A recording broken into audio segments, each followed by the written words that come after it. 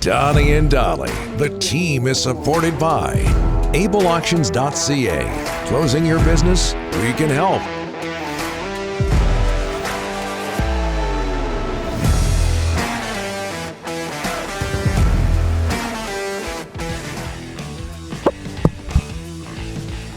Thanks for that, Rick.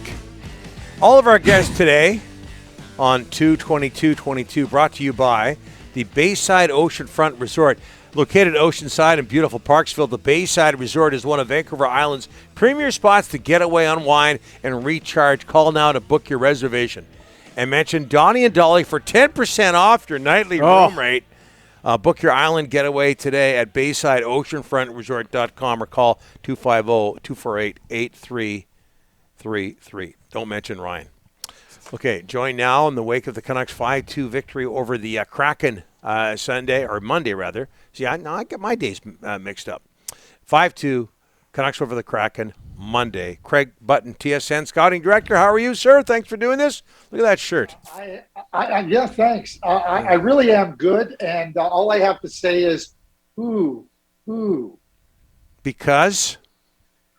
I heard your story about the owl. Oh, you heard it. Okay, yeah. I live in a part of Vancouver where there are no street lights, and my kid had a long walk home, and there's a lot of wildlife around where I live, and he got attacked by an owl, and you don't want to mess with an owl, as you know, Craig.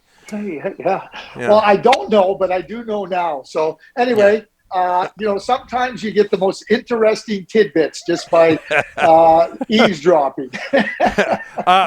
Kraken lose to the Canucks 5-2. The big story from that game, Craig, the 5 points that was managed by the Canucks fourth line. I'm going to ask the obvious here, but what does it mean to a hockey team when you have an effective, sometimes even productive fourth line?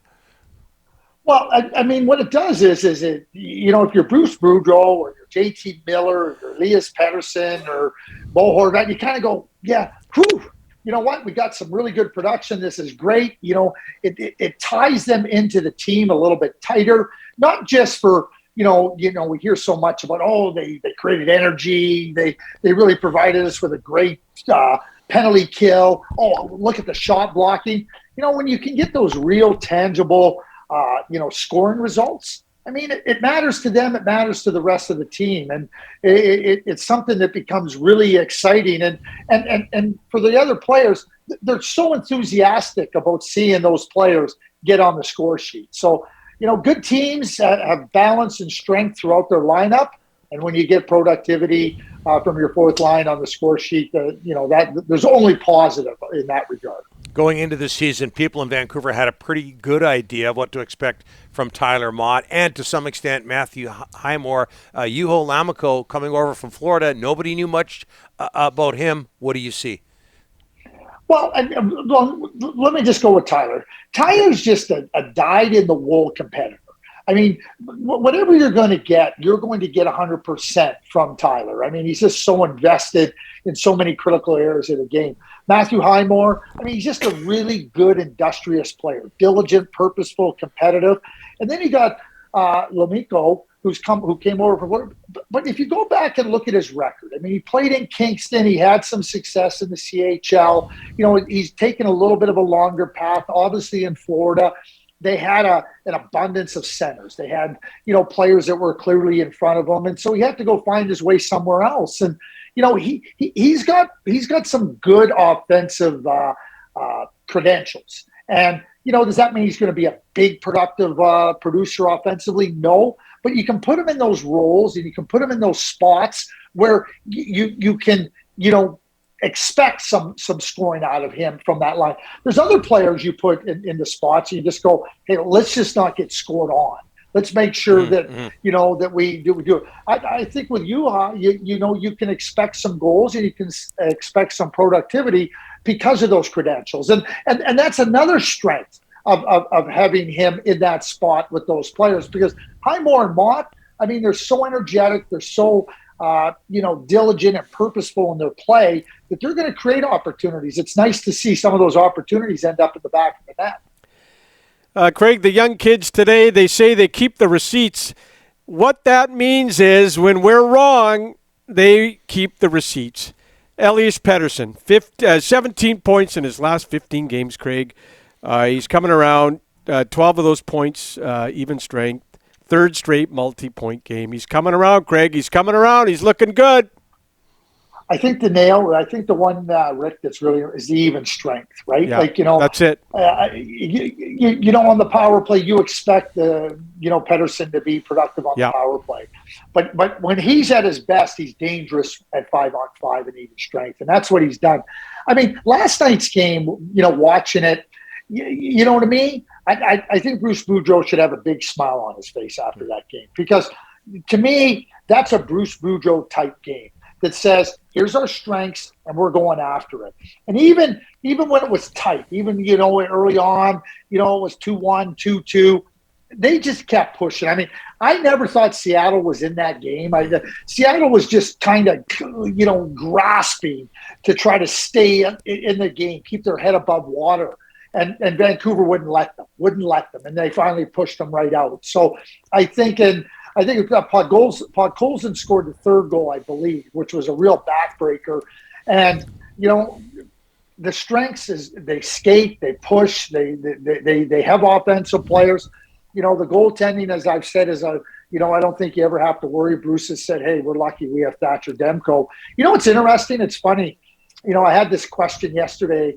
I was at the Flames game, and a bunch of people were saying, how did the Canucks let Markstrom go? I said, I don't think they let him go. I think that they realized that, with the dollars and what they had in Thatcher Demko afforded them the opportunity to let Jacob Markstrom go. They didn't let him go. They didn't just say, get out of here. We don't know what you are. They knew what he was.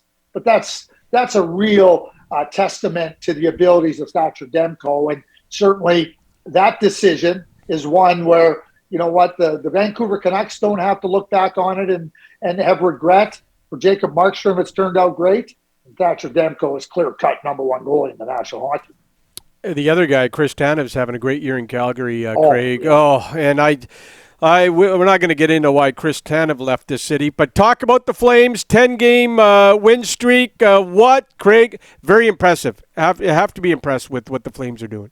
Yeah, well, I mean, anytime a team wins 10 games in a row, they win 7 in a row at home. I mean, they're coming into Vancouver on Thursday.